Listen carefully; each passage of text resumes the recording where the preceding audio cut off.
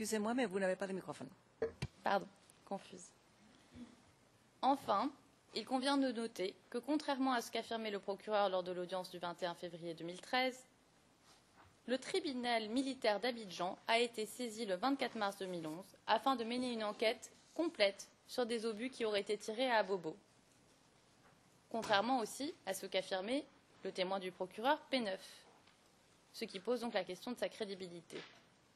Il convenait de s'intéresser aux résultats de cette enquête. Cela fait partie intégrante d'un travail d'investigation. Nous avons vu que le procureur a mené des enquêtes superficielles sur les événements qui se seraient déroulés à Abobo le 17 mars 2011. Il part d'un a priori, selon lequel le prétendu lieu de l'impact était peuplé exclusivement de civils. Or, il ne présente aucun élément probant au soutien de cette affirmation. Pis, il ne prend pas en compte des éléments de preuve qu'il avait à sa disposition pour envisager d'autres hypothèses. Par exemple, le témoin P9, un des témoins principaux du procureur, indique que les membres du commando invisible se fondaient dans la population. Transcription 0011-0556, page 0161. Le procureur ne pouvait donc pas ignorer qu'à Abobo, il n'existait pas de zone exclusivement civile en mars 2011. C'est pourquoi il aurait dû envisager d'autres hypothèses que celle d'une prétendue attaque contre la population civile. Première hypothèse, il ne s'agissait pas d'une attaque contre la population civile. Le procureur indique lui-même, au paragraphe 14 de son document contenant les charges, qu'il existe un conflit armé non international depuis le 25 février 2011. Il doit donc en tirer les conséquences juridiques. S'il y a un conflit armé non international qui fait rage, notamment à Abobo en mars 2011, cela signifie que d'un côté, il y a des combattants, de l'autre qui s'affrontent, de l'autre des civils. Les combattants s'étant fondus dans la population civile, ils se servent d'eux comme bouclier humain. Le procureur aurait dû prendre en compte cet élément afin de s'interroger, dans l'hypothèse d'un bombardement éventuel, sur quel lieu aurait pu être visé par les soi-disant tirs. Nous l'avons dit, la définition du lieu visé est particulièrement floue. Or, si le procureur avait pris la peine de se saisir de la réalité de la situation à Abobo en 2011, il se serait posé d'autres questions sur le lieu potentiellement visé par des tirs d'obus. Il est d'autant plus surprenant que le procureur ne le fait pas, puisqu'au cours de l'audience du 21 février dernier, il utilise le champ lexical de la guerre, plus précisément des termes spécifiques au jus in bello, le droit des conflits armés. Par exemple, il parle de l'utilisation de mortiers en zone urbaine, de l'absence de distinction entre combattants et civils, de cibles militaires, de l'interdiction en droit international d'utiliser des mortiers dans des zones peuplées, du terme civil, ou encore de position de l'ennemi. Pages 47, 48 et 49 du transcrit français. Le témoin du procureur P9, qui avait une fonction très importante, rappelons-le, a déclaré que, et je cite le procureur, les soldats ivoiriens ont été formés au droit humanitaire international. Alors pourquoi aurait-il pris la population civile qui leur était favorable pour cible? Cela n'a aucun sens. Rappelons que le ministre de la Défense du gouvernement du président Gbagbo, au moment des faits, explique très clairement que depuis février 2011, les forces de l'ordre étaient constamment prises pour cible, les commissariats attaqués, les officiers attaqués à leur domicile ou exécutés, et que les rebelles, c'est-à-dire les FAFN ou le commando invisible, contrôlaient entièrement la commune d'Abobo depuis fin février 2011. Le procureur lui-même raconte, lors de l'audience du 21 février, que les troupes se rendant en véhicule au camp commando essuyaient des coups de feu. Par ailleurs, nous avons vu que les combattants rebelles avaient infiltré la population. Comment le procureur peut-il prétendre qu'aucune cible militaire et aucun combattant armé n'était présent dans les quartiers bombardés, alors que les combattants rebelles étaient partout? En affirmant sans étayer sa thèse que le lieu de l'impact était uniquement peuplé de civils, le procureur fait fi de la réalité à Abobo en mars 2011, où des factions rebelles s'en prennent au FDS, terrorisent la population, mais aussi s'affrontent entre elles. Il empêche ainsi la Chambre et les partis de comprendre l'enchaînement des événements qui se sont déroulés à Abobo en mars 2011. Il est permis de relever aussi une coïncidence troublante. Le jour où avait lieu le soi-disant bombardement du marché d'Abobo, Alassane Ouattara crée par voie d'ordonnance les forces républicaines de Côte d'Ivoire, FRCI, fusionnant les forces armées des forces nouvelles et les forces nouvelles, légitimant ainsi les rebelles. Deuxième hypothèse. Les auteurs potentiels ne sont pas des FDS. Le procureur ignore complètement la présence du commando invisible à Abobo. Or, le témoin du procureur P11 lui avait indiqué que le commando invisible disposait d'armes lourdes et était équipé de mortiers. Transcription 0016-0130, page 0144. Si les témoins ont décrit que les obus pleuvaient à Bobo, qui nous dit qu'il ne s'agissait pas des obus du commando invisible, lourdement armés, notamment de mortiers, comme nous l'avons démontré? Le ministre de la Défense explique que le commando invisible n'hésitait pas à utiliser ces armes lourdes. Le témoin du procureur P107, lui, indique que le commando invisible n'hésitait pas à tirer sur ses propres gens. 0020-0064, paragraphe 162. Par ailleurs, le ministre de la Défense du gouvernement du président Gbagbo, à l'époque des faits, mentionne le fait que le gouvernement, et je cite, « par la voix de son porte-parole, le ministre Don Melo Awa, qui a dénoncé le même jour une affaire montée de toutes pièces. » C'est ainsi qu'une autre hypothèse avait été suggérée. Le procureur aurait dû se pencher sur ces différentes hypothèses et mener des enquêtes afin de savoir si ce sont réellement les FDS qui auraient tiré ces soi-disant obus. Il lui appartenait d'exclure toutes les possibilités. Troisième hypothèse, une erreur technique. Le procureur a recueilli lui-même des informations qui indiquent clairement que le chef de l'état-major des FDS n'avait pas autorisé l'emploi des obus à Abobo. Transcription 0011-0556, page 0559, du témoin P9 et du témoin P47, transcription 0015-0244, page 0267. Et que si des obus avaient été tirés sur le marché, il s'agissait d'une erreur de calcul, ce qui signifie que ces tirs n'auraient potentiellement pas été intentionnellement dirigés vers le marché. Si le procureur avait fait appel à des experts militaires et ou balistiques, comme nous l'avons déjà soulevé, cette hypothèse aurait pu être vérifiée. Certains éléments du récit du procureur font aussi face à des impossibilités techniques ou factuelles. Par exemple, nous l'avons déjà dit, il n'y avait pas de zone exclusivement civile à Abobo en mars 2011. Mais surtout, le procureur nous explique, lors de l'audience du 21 février, que les obus auraient atterri dans le SOS village d'enfants. Or, si on analyse minutieusement la carte que le procureur a présentée, ce village est très proche du camp commando. En réalité, il est trop proche pour que les obus soient tirés du camp commando. En effet, les obus ne s'utilisent pas contre des cibles aussi rapprochées, puisque les éclats d'obus risqueraient de tomber sur ceux qui les ont tirés. Il s'agit d'armes qui s'utilisent pour lancer des projectiles à des distances d'au moins 1 kilomètre. Notons d'ailleurs que le témoin P164 avait informé le procureur de ce fait. 0028-0481, page 0489, paragraphe 54. Le procureur aurait dû faire appel à un expert militaire et un expert balistique pour l'éclaircir sur ce type de questions techniques afin qu'il puisse mener des enquêtes complètes et non superficielles. les informations recueillies sur le prétendu bombardement du marché sont trop approximatives et contradictoires pour qu'elles puissent être une base solide et suffisamment concrète ou tangible pour la confirmation des charges. Elles sont tellement incohérentes qu'il est difficile de croire qu'un bombardement ait eu lieu le 17 mars 2011. Aucun rapport balistique n'existe sur ce prétendu bombardement.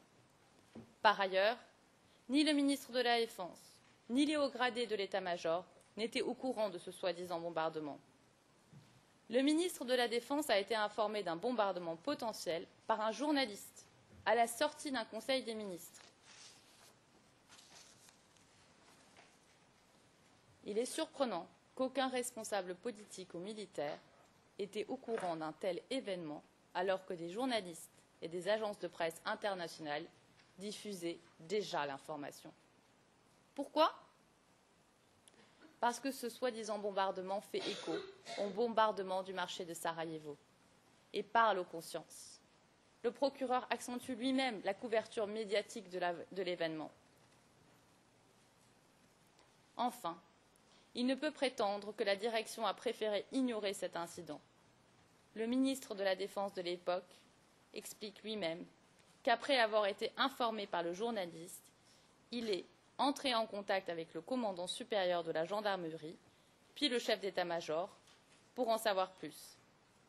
Ils m'ont répondu l'un après l'autre qu'ils ne savaient rien. Je leur ai demandé d'interroger les collaborateurs sur le terrain et de me faire un rapport. Pièce de la Défense, 1273, page 1297. Il n'y a donc pas de motif substantiel de croire que ces soi-disant éléments pro-Gbagbo, non précisés, non identifiés, aient commis les actes visés par le procureur.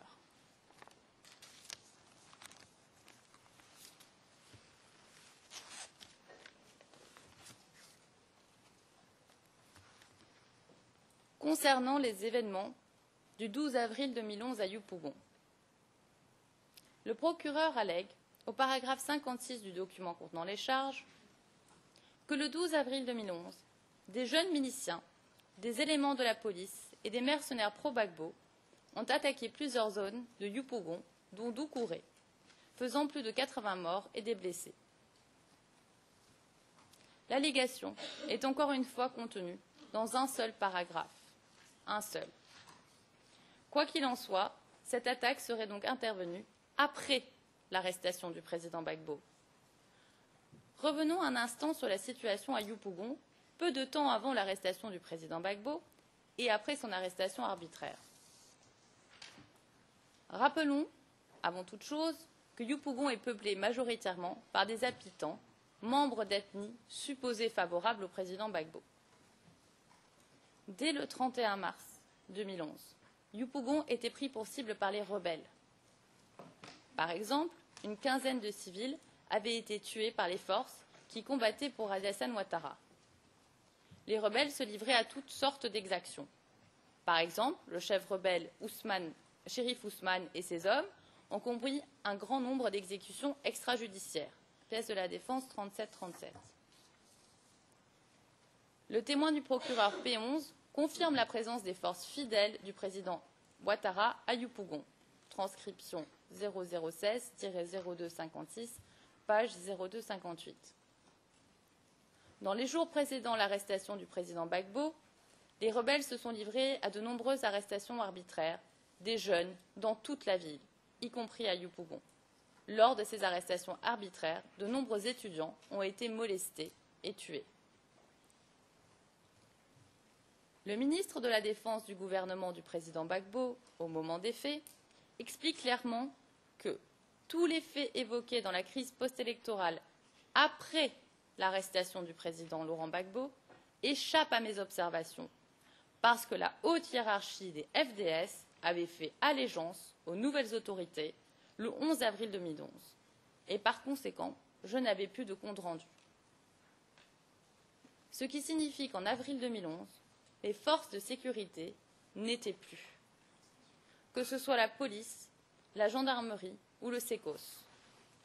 Par ailleurs, la majorité de ceux qui n'avaient pas prêté allégeance aux nouvelles autorités étaient détenus à l'hôtel du Golfe.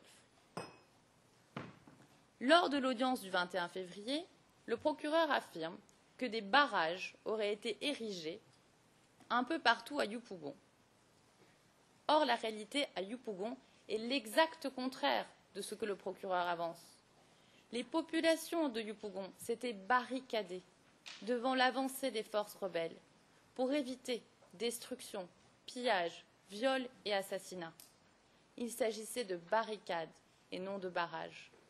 Des barricades improvisées par des civils pour se protéger.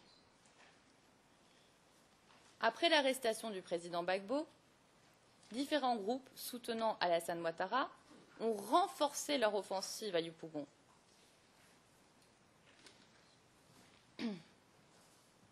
Après l'arrestation, Par ailleurs, les forces rebelles étaient appuyées par les forces françaises.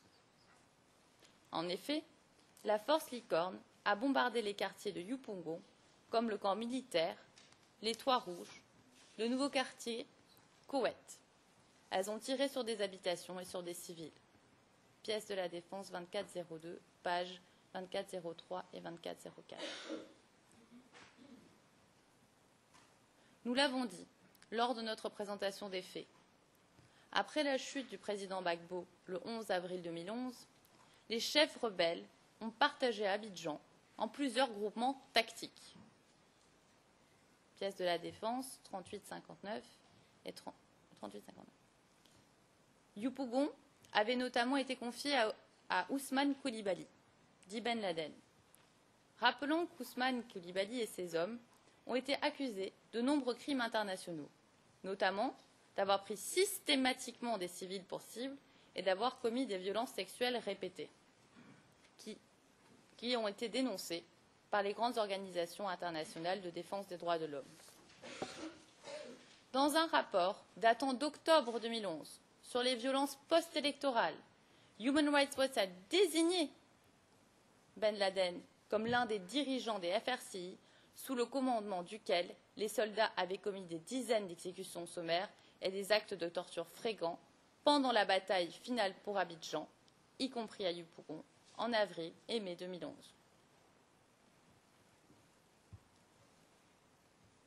Les rebelles attaquent, mais les attaques échouent. Elles échouent devant la défense que leur opposent les groupes d'autodéfense composés d'habitants.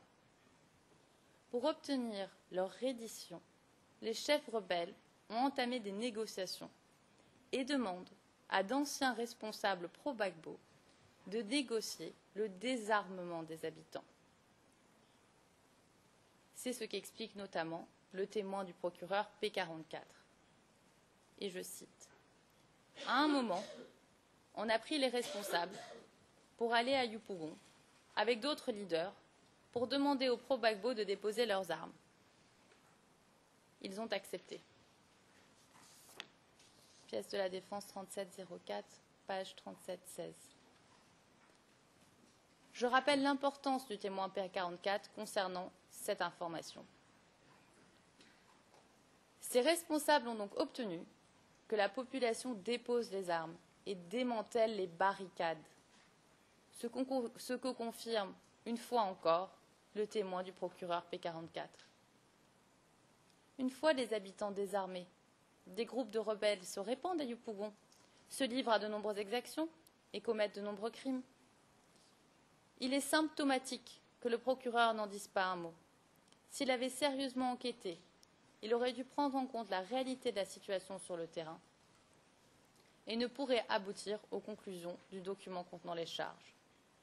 Ceci est d'autant plus surprenant que ces crimes sont documentés et que la défense a transmis au procureur des photographies accablantes. Comme nous l'avons dit lors de notre présentation des faits, de nombreux civils ont été raflés et détenus à Yupougon, notamment à la station Lubre-Afrique. Nous avons vu des jeunes gens aspergés d'essence et une centaine de jeunes hommes détenus arbitrairement dans des conditions inhumaines. Par ailleurs, les hommes de Ben Laden ont commis des dizaines d'exécutions sommaires et des actes de torture en avril et mai 2011.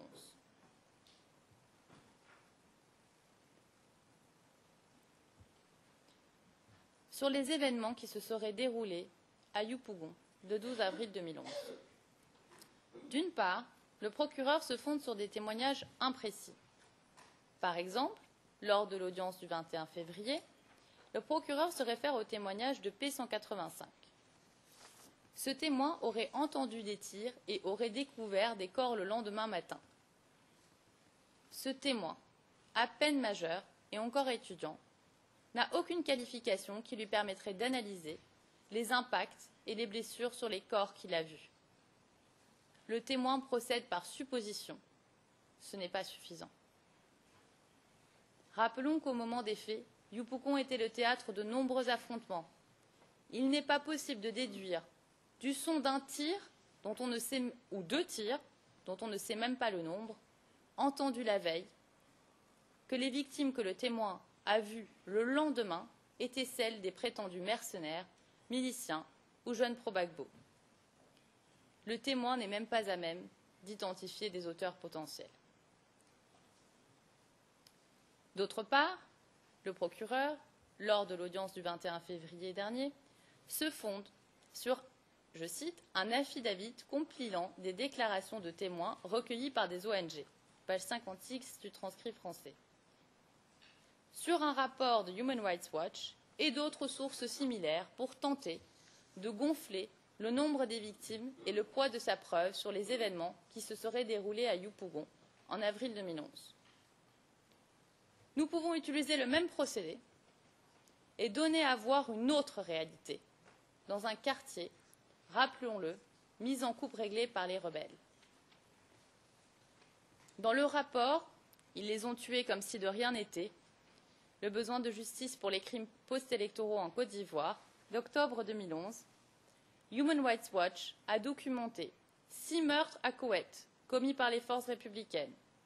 Un témoignage recueilli le 25 mai 2011 décrit 5 hommes se faisant dépouiller, alignés et mitraillés par un soldat.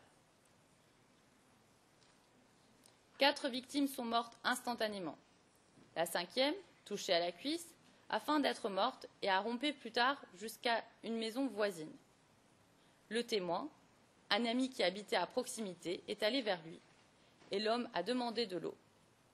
Alors que le témoin était allé chercher de l'eau, il a entendu plusieurs coups de feu. Il a trouvé son ami mort avec un impact de balle dans le bras qui avait laissé des fragments d'os sur le sol et une autre à la poitrine qui était ressortie par le dos de la victime. Dans le même rapport de Human Rights Watch, un homme a décrit le meurtre de son frère à Koweït le 3 mai 2011. Ils ont pris mon plus jeune frère, qui a 21 ans, et ont demandé quel était son groupe ethnique. Il a dit qu'il était bété. 2 d'entre eux ont rattrapé ses jambes. 2 autres lui tenaient les bras dans le dos, et le 5e lui tenait la tête. Puis un type a sorti un couteau, a dit sa prière mystique et a égorgé mon frère. Il hurlait. J'ai vu ses jambes trembler une fois qu'ils l'ont égorgé. Le sang ruisselait sur son corps. C'était pire que tuer un animal. Je ne pouvais pas détourner le regard. C'était mon frère. Toujours dans le même rapport, il est rapporté que, et je cite, un membre des forces républicaines de Yupougon a déclaré à Human Rights Watch que les hommes sous le contrôle d'Ousmane Coulibaly, un ancien commandant des forces nouvelles dans la zone de Djenné, avaient été responsables de l'offensive et de l'opération de nettoyage dans le quartier de Koweït à Yupougon. Plusieurs journalistes ivoiriens et sources proches des forces nouvelles ont également identifié Coulibaly comme étant le commandant en charge des opérations dans cette zone. Dans le rapport de 2011 intitulé « Ils ont regardé sa carte d'identité et l'ont abattu. Retour sur 6 mois de violence post-électorale en Côte d'Ivoire », un témoin a raconté à Amnesty International comment ce jour-là, un policier appartenant à la même ethnie que Laurent Gbagbo avait été appréhendé vers 10 heures à son domicile à Yupougon par des hommes en uniforme et abattu à bout portant sous ses yeux. Ces extraits mettent en lumière qu'en avril 2011, Yupougon est aux mains des rebelles qui s'en prennent aux civils considérés comme des pro-Gbagbo. Il est d'autant plus facile pour les rebelles de s'en prendre à la population civile, puisque les forces de sécurité n'existaient plus. Elles ne peuvent donc pas la défendre. Le procureur, s'il avait enquêté, se serait rendu compte de l'impossibilité du récit qu'il présente aujourd'hui. Dans un rapport de 2012, intitulé Bien loin de la réconciliation, Human Rights Watch indique que bon nombre des pires abus associés aux arrestations massives ont été commis par le commandement Ousmane Coulibaly, connu sous le nom de guerre de Ben Laden. Coulibaly était le commandement de l'ancien camp de la BAE à Yopougon en mai 2011 jusqu'à la fin du mois de septembre 2012 et a aussi été placé à la tête des opérations menées à Dabou après l'attaque du 15 août dans cette ville.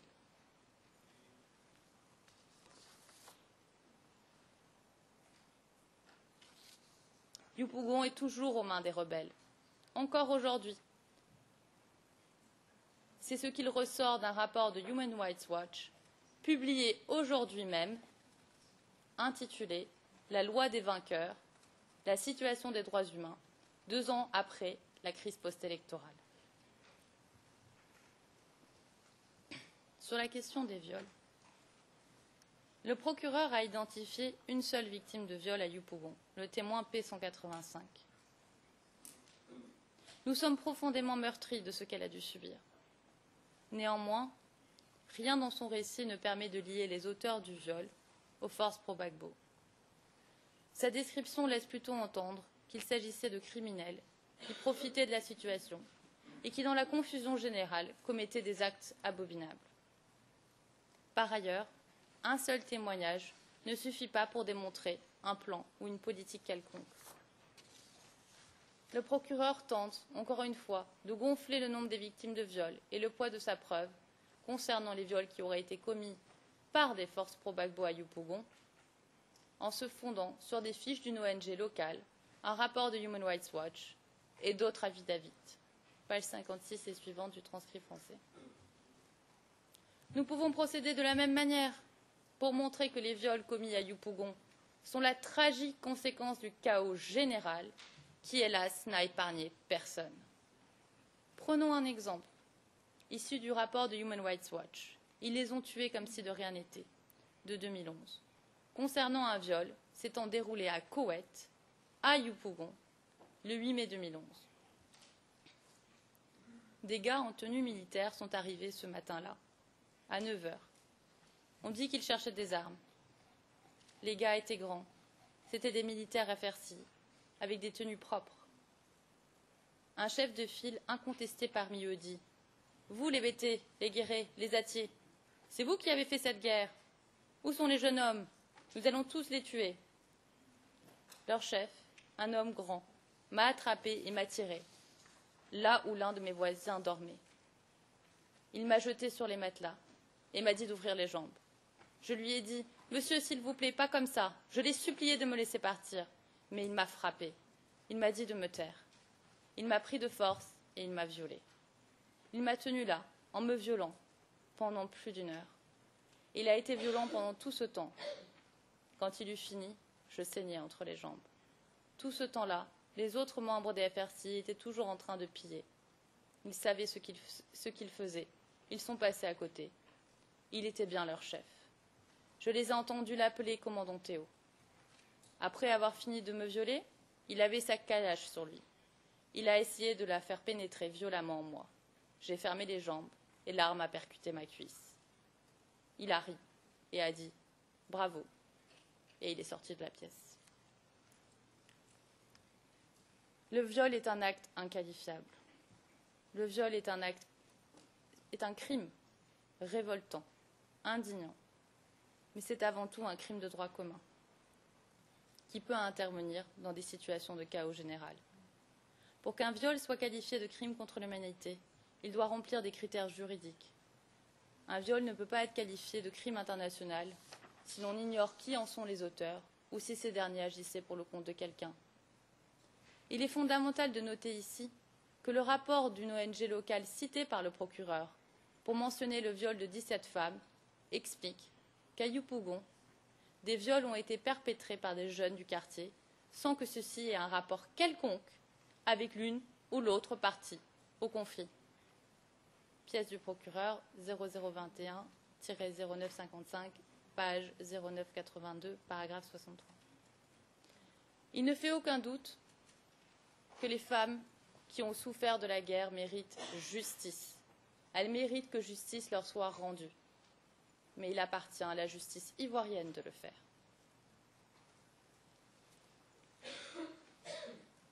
Les victimes ne sont pas identifiées. Des victimes à Yopougon en avril 2011, il y en a eu tant, toutes origines confondues. Or, le procureur n'identifie pas les victimes. Les témoignages mentionnent des chiffres, mais ceux qui donnent les noms des victimes sont quasi inexistants. Les rapports des ONG auxquels le procureur se réfère donnent des chiffres ou relatent des propos d'une personne interviewée. Mais qui sont-ils? Nous n'en savons rien. Il peut s'agir de victimes dites pro-Gbagbo. Nous ne pouvons affirmer que du fait de son origine ethnique, une personne est victime de soi-disant forces pro-Gbagbo. Il serait réducteur de prétendre que toutes les personnes originaires du Nord étaient victimes de soi-disant forces pro-Gbagbo.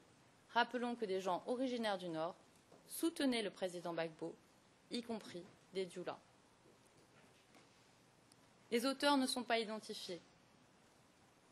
Incapable de fournir un quelconque élément de probant dans le sens de sa théorie, le procureur prétend que le pouvoir aurait organisé des groupes armés pour supplier les troupes et se livrer à des attaques contre la population civile. Il est très important de noter qu'il ne distingue jamais, à dessein, entre les membres de la jeunesse des différents partis politiques, les miliciens et les mercenaires. Paragraphe 56 du document contenant les charges. En effet, lors de l'audience du 21 février 2013, il n'a pas distingué une seule fois les jeunes miliciens, des éléments de la police et des mercenaires pro-Gbagbo. Qui auraient été les auteurs des événements s'étant déroulés à Yopougon le 12 avril 2011 ? Il fait systématiquement l'amalgame entre des miliciens, des mercenaires et d'autres éléments pro-Gbagbo, ne les distinguant jamais. Pourtant, il s'agit de catégories distinctes. Les miliciens, ce sont dans le contexte ivoirien les habitants d'un quartier qui, devant un péril, s'arment, notamment d'armes traditionnelles, et montent des barricades autour du quartier pour tenter de préserver leur vie et leurs biens. Ce sont des groupes d'autodéfense nécessaires pour survivre lorsque militaires et policiers ont disparu. Il s'agit d'habitants qui ont tenté de se prémunir contre les attaques des rebelles. D'ailleurs, la définition de milicien donnée par le dictionnaire manuel de diplomatie et de droit international public et privé rappelle que l'expression de milicien doit s'entendre de levée temporaire d'habitants d'un pays faite dans quelques circonstances particulières, comme pour repousser un envahissement. Les jeunes patriotes. Il s'agit d'un mouvement peu structuré, rassemblant notamment la jeunesse de différents partis politiques, comme par exemple la jeunesse du FPI. Ces groupes de jeunes avaient une activité purement politique, organisant des meetings, des réunions, des marches ou des séances d'information. Ils n'étaient pas armés. Le procureur ne reporte pas suffisamment d'éléments qui montreraient un quelconque armement, ni même qui montreraient une quelconque organisation en structure de combat. Le procureur, lors de l'audience du 21 février, fait référence au Parlement, où les jeunes auraient stocké des armes. Cela n'a pas de sens. Les parlements sont des lieux de réunion où des jeunes se rencontrent pour parler, pour débattre de sujets au cœur de l'actualité, de politique, mais aussi d'art, de culture, d'histoire. C'est un lieu de réunion pacifique et d'échange qui fait partie de la vie citoyenne en Côte d'Ivoire. Rappelons aussi que lors de la grande offensive vers le sud du pays, lorsque la grande offensive vers le sud du pays se dessine, les hauts gradés de l'armée appellent les jeunes à intégrer l'armée, ce qui montre, s'il en était besoin, que ces groupes n'étaient pas armés et qu'ils n'envisageaient la lutte que sous l'angle de la défense des institutions. Je vous propose de visionner un extrait d'une vidéo d'un meeting organisé par Blé Goudé en janvier 2011 au stade Champroux de Marcory, auquel était convié le chef d'état-major, afin de s'adresser à la jeunesse. Vidéo 0003-0010, timecode 00 secondes à 0,35 secondes.